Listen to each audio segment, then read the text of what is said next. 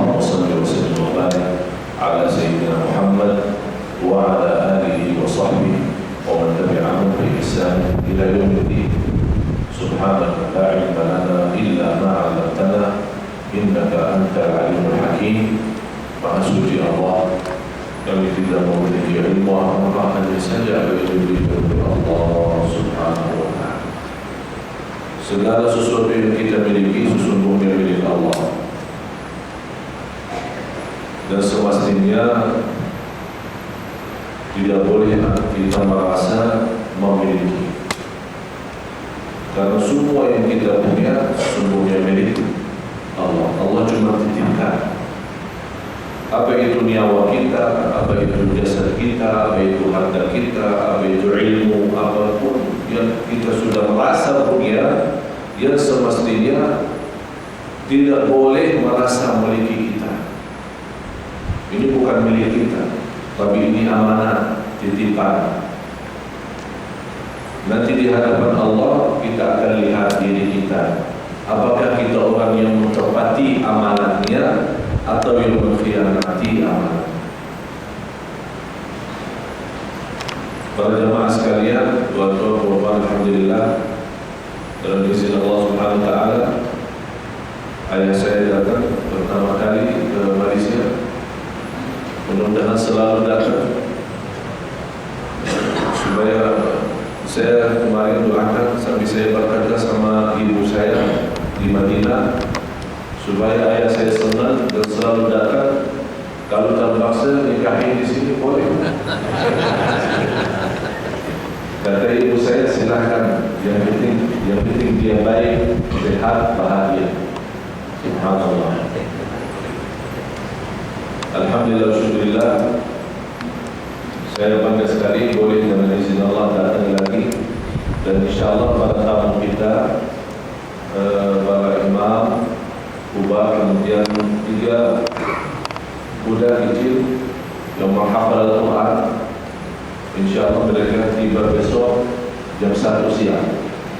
Jadi insyaAllah sama-sama jumpa salat maghrib di Masjid Negeri Syahala, yang akan diimami maghrib isya langsung oleh Imam Kubah.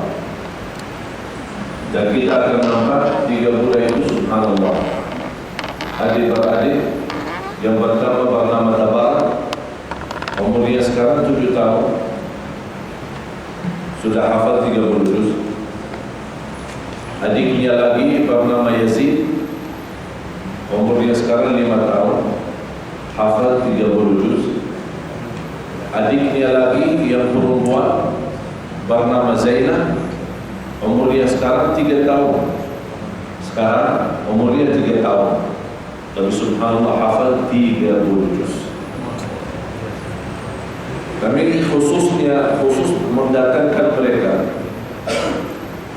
dan alhamdulillah semua kita datangkan mereka, rencana datangkan mereka, Imam Kubah Qiblatain dan para hafiz. Ini semua dari bantuan jemaah, dan saya menyampaikan ribuan terima kasih kepada tuan-tuan puan-puan. Alhamdulillah, infaknya sangat berguna, bermanfaat, dan insyaAllah ke depan akan lebih baik.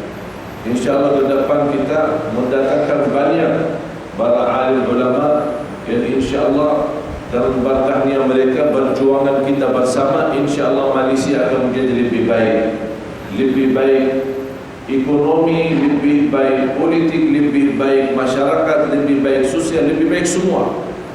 Dan saya yakin masa yang akan datang masa Islam.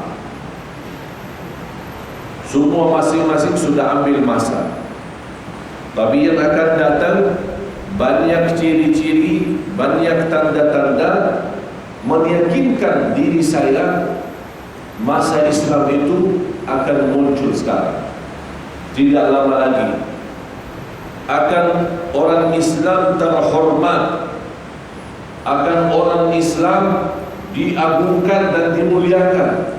Yang kita mohon maaf, kita melihat umat Islam diinjak, umat Islam dihina, umat Islam dizalimi.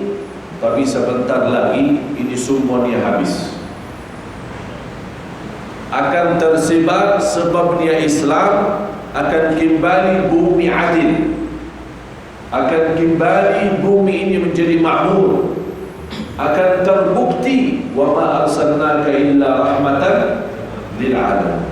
Sebagaimana masa Rasulullah, sebentar lagi akan kembali. Dan kita lagi, saya di Jakarta punya majlis taklim khusus membahas ciri-ciri hari kiamat. Yang kita sudah kemarin terakhir sampai ke poin 31, ciri dan tanda-tanda hari kiamat. Di antara tanda-tanda adalah kemakmuran Islam, bersatuan umat Islam, akan kembali Islam umat. Itulah membuktikan wal aqibatu lil muttaqin. Dalam izin Allah, sekian lama akan Islam kembali menguasai dunia, sebagaimana di zaman Rasulullah SAW. Akan banyak orang takuti umat Islam, tapi bukan takut karena umat Islam jahat, tidak, tapi takut terhadap umat Islam karena sudah dihormat, sudah punya nama, sudah punya keagungan dan kemuliaan. Ini sebabnya apa? Sebabnya umat Islam sendiri sudah kembali menjalankan Islam dengan sebenar-benarnya. Apa yang terjadi di Myanmar, apa yang terjadi di Nigeria, apa yang terjadi di mana-mana terhadap umat Islam, ini semua dosa kita.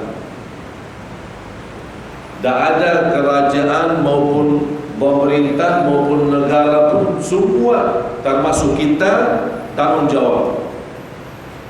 Ini semua dosa kita, maksiat kita. Dan kalau kita korupsi diri, mohon maaf, kita setiap hari ada dosa. Berapa kali kita tinggalin salat malam, berapa kali kita tinggalin salat berjamaah, berapa kali kita ketiduran dari salat subuh, berapa kali kita lewat satu hari belum baca kitab Allah. Kita berfikir dosa itu adalah berlaku maksiat saja. Tidak. Tinggal sesuatu kebaikan yang sudah biasa sebelumnya, itu namanya dosa. Saya ulangi lagi, setiap amalan yang menjadi kebiasaan, biasa salat malam, biasa puasa Isnin Kamis, biasa suka berdharma, biasa, ini kebiasaan. Tiba-tiba kita tinggalkan, tidak ada lagi. Alasannya apa? Malas, bosan, coba apa macam-macam alasan. Berarti kita tinggalkan sesuatu kebaikan itu sendiri sudah berdosa. Sebagaimana kata banyak ulama, wa ta'jilu taubati yahtaju ila taubah. Menunda taubat itu dosa sendiri. Berarti sekarang ada taubat dua macam. Taubat atas dosa maksiat, kita punya salah, punya kekurangan, kita minta ampun Allah Subhanahu. Tapi kalau kita setelah selepas dosa maksiat sudah lama tidak taubat, yang semestinya kemarin taubat karena dosa kemarin, tapi kita lupa, lalai, sibuk, datang besok, datang lusa, datang seterusnya, kita belum taubat.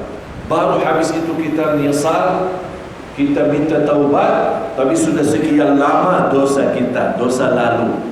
Berarti di sini ada dua taubat. Taubat pertama sebab dosa maksiat, taubat kedua karena kita menunda taubat. Padahal taubat itu kan kebaikan, tapi karena menunda itu yang menjadi dosa. Diperlukan taubat lagi. Para jemaah sekalian, semestinya kita seorang hamba Allah bersyukur kepada Allah Subhanahu, karena yang Allah telah berikan banyak nikmat. Tidak ada manusia yang mampu menghitungkan nikmat Allah Subhanahu. Oleh karena itu, kalau kita betul-betul bukan hanya berjaya kepada Allah, tapi yakin Allah Maha segala-galanya, Allah Maha Agung, Allah Maha Adil, Allah Maha Mulia. Semestinya kita lebih baik lagi, lebih baik dalam segala hal. Kita kembali dalam sama-sama dalam taubat nasuha, sebagaimana firman Allah Subhanahu wa taala, ba'da a'udzu billahi minasyaitonir rajim, ya ayyuhalladzina amanu tubu ila Allah taubatan nasuha.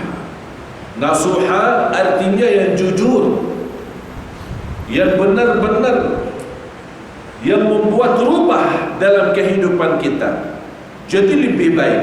Kalau setelah selepas taubat tidak jadi lebih baik, berarti Anda belum taubat. Kalau taubat nasuha, istilahnya apa? Membuat kita nyesal. Satu, nyesal, sedih, kecewa terhadap diri sendiri karena sudah terlalu lama berlaku dosa.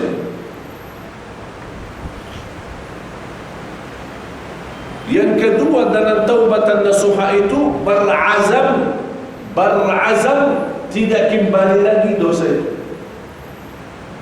tidak kembali lagi malas, tidak kembali lagi ketiduran dari salat, tidak kembali lagi tinggalin salat jamaah, tidak lagi tinggalin baca Quran dan yang lain-lain.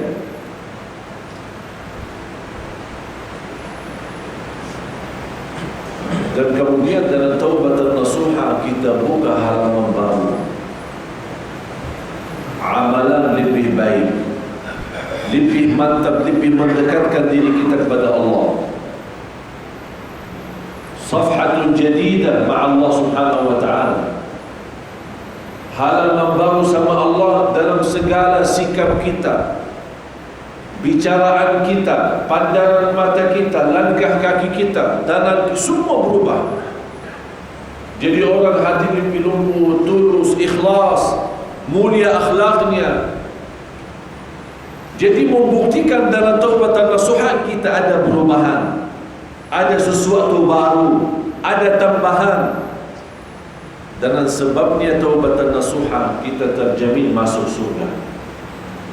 Sebagaimana bersabda Rasulullah SAW, "Wat-taubatu tajubbu ma qablaha." Dengan taubat Allah mengampuni dosa yang sebelumnya.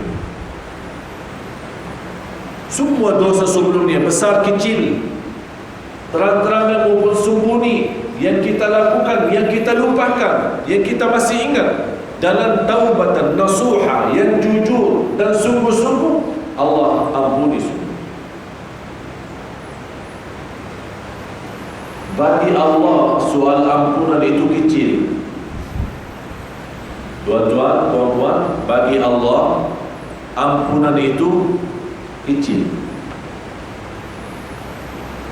Ada satu hadis qudsi membuktikan itu ampunan itu berapa bunyi dosa, berapa banyak dosa. Soal ampunan Allah itu sangat kecil, cepat, kun fayakun, habis semua dosa.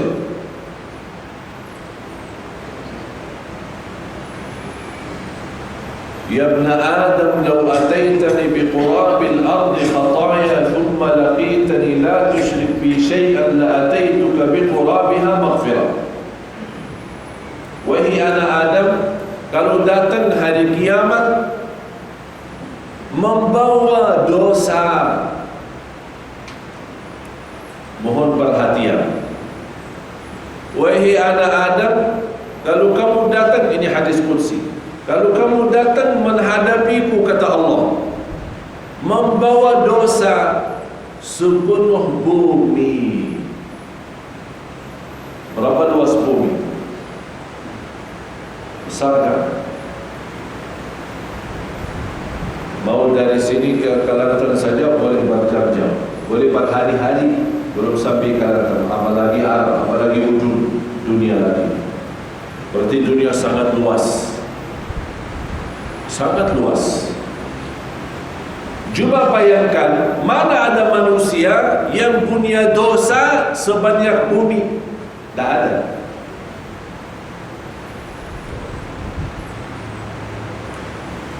Walaupun semua manusia kumpul dalam bawa dosanya, belum tentu seluruh bumi, semua manusia belum tentu mengisi semua bumi. Macam mana seorang boleh isi semua bumi dosa maksiat? Tidak ada. Tapi cuba bayangkan rahmat Allah. Kiranya ada orang, seandainya ada orang datang hari kiamat membawa dosa sepenuh bumi, padahal hal itu tidak mungkin, sulit, mustahil. Tapi Allah Subhanahu wa ta'ala menggantungkan ampunan semacam itu yang begitu besar. Orang yang membawa dosa sepenuh bumi, tapi tidak ada di dalam dosa-dosa itu dosa syirik. Mohon maaf, riba ada, zina ada, curi ada, dosa ada, bohong ada, nipu ada, macam-macam ada semua. Dosa besar maupun kecil semua ada sepenuh bumi. Tapi diperiksa di antara seluruh dosa itu, alhamdulillah tidak ada dosa syirik. Apa kata Allah? Kalau selama tidak ada dosa syirik, aku akan berubah semua dosa itu yang sepenuh bumi menjadi pahala.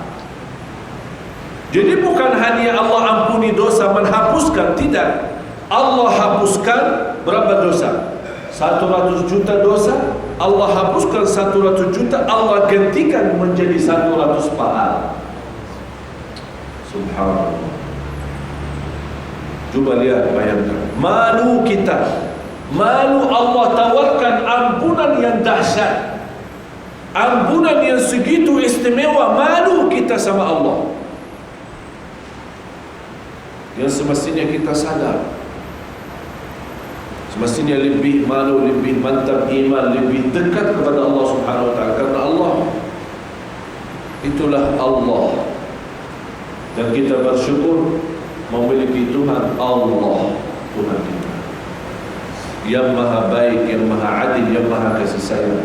Sebagaimana Rasul menggambarkan, jauh Allah lebih kasih sayang kepada hamba daripada ibu kepada anak.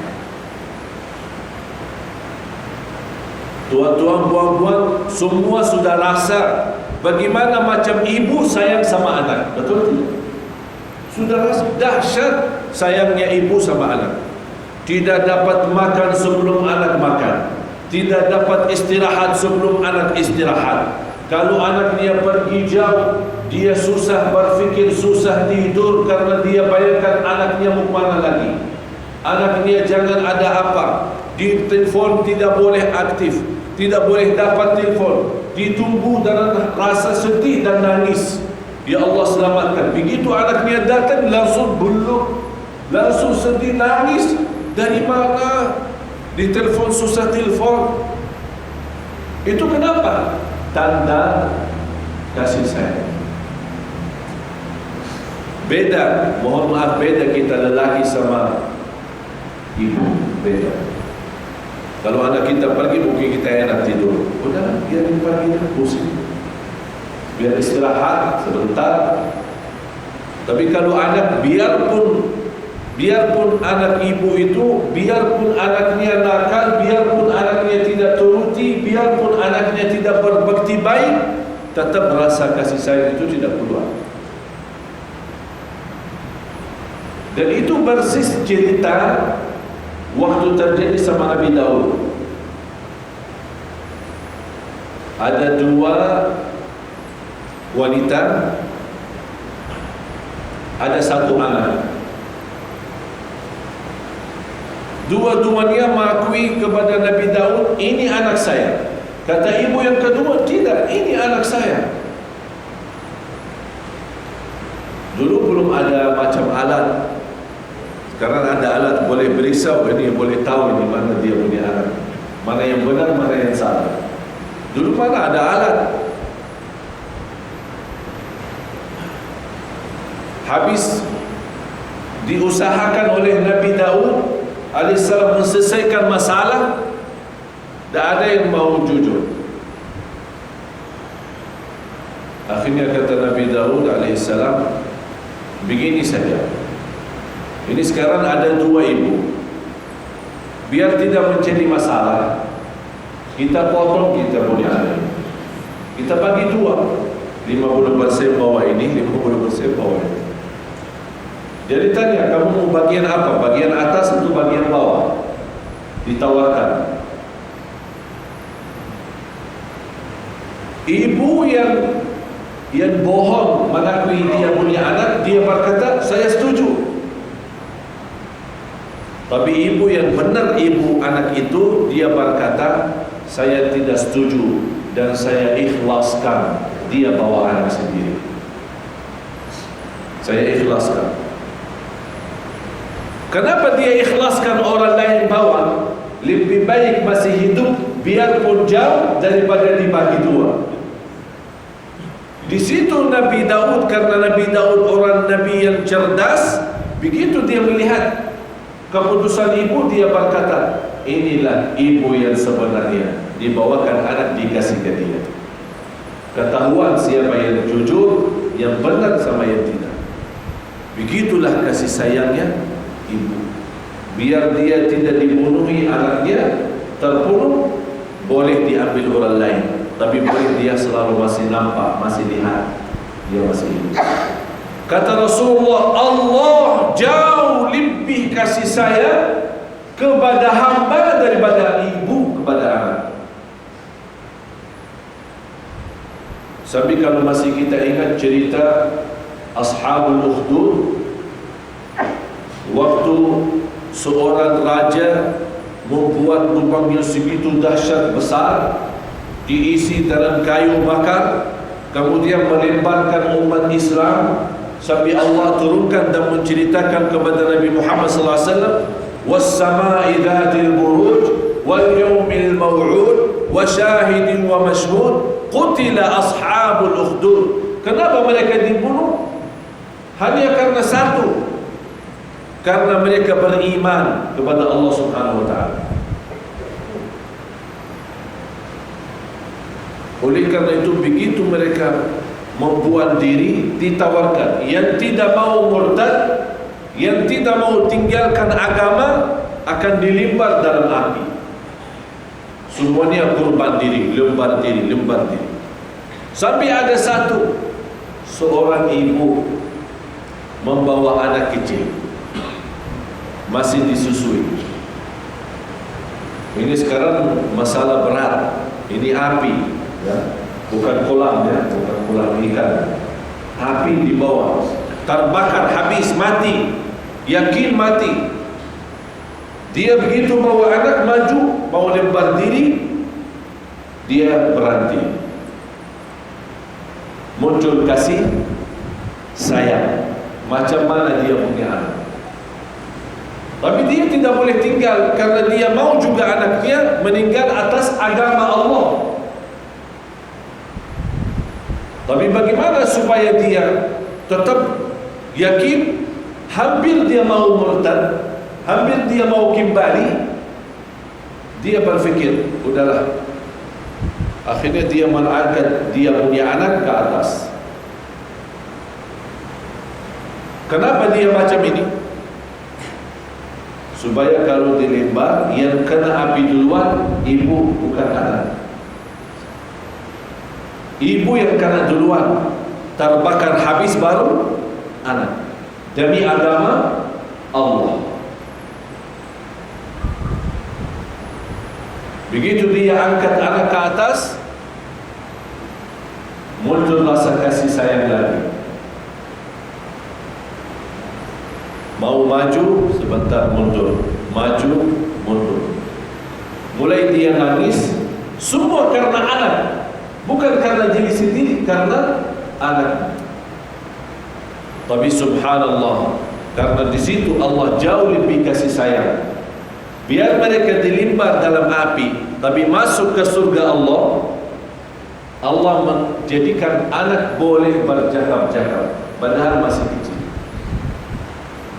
Ummi maju, jangan ragu-ragu. kita langsung ke surga Allah.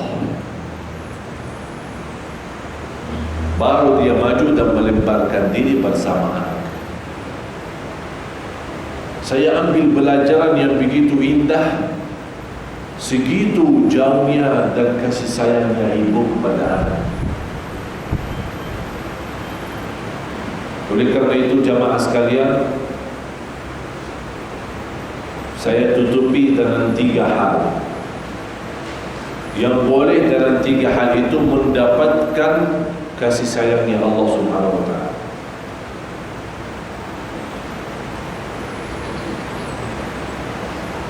Yang pertama,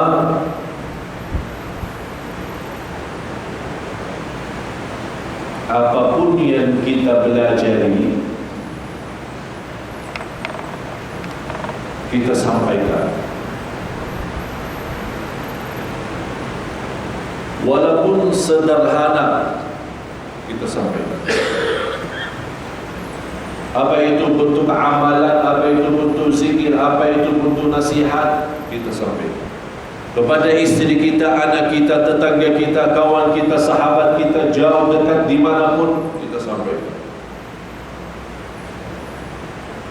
Kenapa sampaikan? Dalam rasa kasihan umat yang belum tahu. Dalam niat kasihan umat belum tahu. Niat saya menyebarkan rahmah linnas, rahmatan lil alamin. Jadi membawa tugas Rasul. Orang yang semacam itu niatnya, akan Allah balas kasih sayang, akan terjamin kasih sayang. Yang kedua, doa.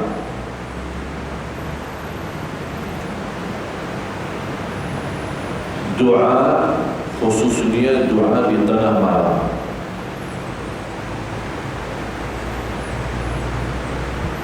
Dan saya kasih satu amalan, boleh jadi doa, adalah istighfar.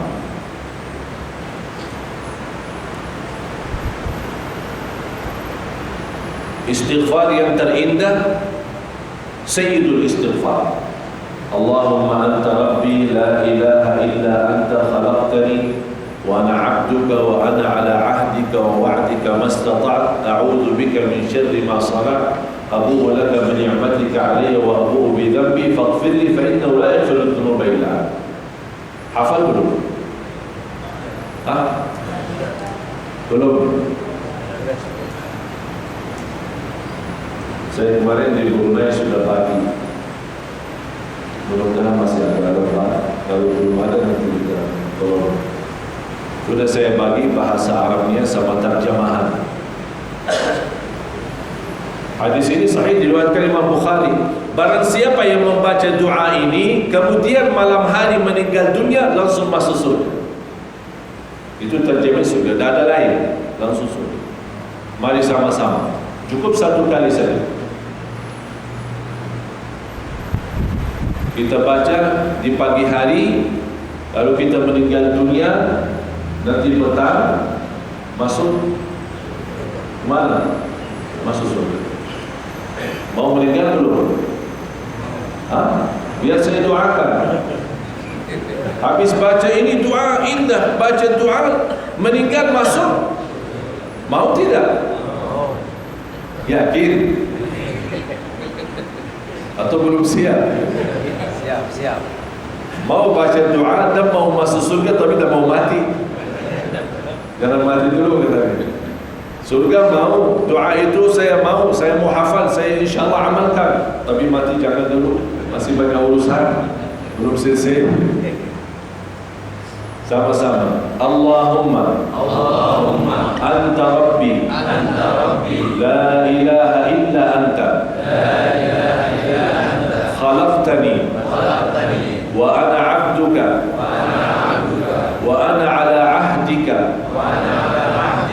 wa wa'dika mastata'tu a'udzu bika min syarri ma sana'tu abu'u laka bi ni'matika alayya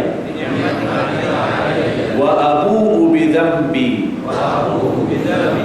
faghfir li fa innahu la yaghfiru adh-dhunuba illa anta. Alhamdulillah. Mudah-mudahan baca Allah. Tapi yakin anda sudah baca, jangan khawatir soal mati. Jangan takut. Karena alhamdulillah habis anda baca, mati langsung. Ini yang membuat saya setiap hari saya baca, membuat saya tidak takut mati. Karena saya punya yakin, percaya kata Rasul di hadis yang diriwayatkan Imam Bukhari, orang baca doa ini meninggal dunia langsung masuk surga. Membuat saya tidak takut. Silakan malaikatul maut mau datang sekarang, saya siap. Saya atau kami siap? Kami semua atau saya siap? Semua siap. Dalam doa ini insya Allah tenang, jangan takut. Kalau belum hafal, mudah-mudahan nanti kita bantu tulisan. Tapi ada satu istighfar sederhana kecil. Saya harap istighfar itu selalu bawa. Itu terjamin dapat rahmat Allah, kasih sayangnya Allah, ampunan dosa, murah rezeki, segala kemudahan diberikan oleh Allah, segala hajat terjamin selesai. Astaghfirullah alladzi la ilaha illa huwal hayyul qayyum wa atubu ilaih. Sama-sama. Astaghfirullah alladzi la ilaha illa hu al-hayyul qayyum wa atubu ilaih. Minimal 3 kali. Paling sedikit 3 kali. Banyak tidak ada batas. Mau 100, 200, terus niat, silakan. Itu istighfar indah. Yang terakhir, yang ketiga adalah salah satu yang menjaminkan dapat kasih sayangnya Allah saat kita bersedekah. Apalagi sedekah kita saat kita sendiri lagi susah. Kita lagi susah. Punya hutang, punya masalah, rumah belum bayar kontrak sewa, dan yang lain alasan, tapi masih ada keinginan untuk bersedekah. Apa rahasianya di sini? Allah lihat, aku susahkan hamba-Ku, dia lagi banyak ujian dan banyak cobaan, tapi dia lebih mau, dia masih mau berderma, masih mau berinfak. Allah jauh lebih dermawan, Allah jauh lebih maha kaya. Kata Allah, kalau ini hamba-Ku susah begini masih mau derma, apalagi saya, kata Allah. Disitulah Allah akan menurunkan dalam rahmat-Nya banyak rezeki.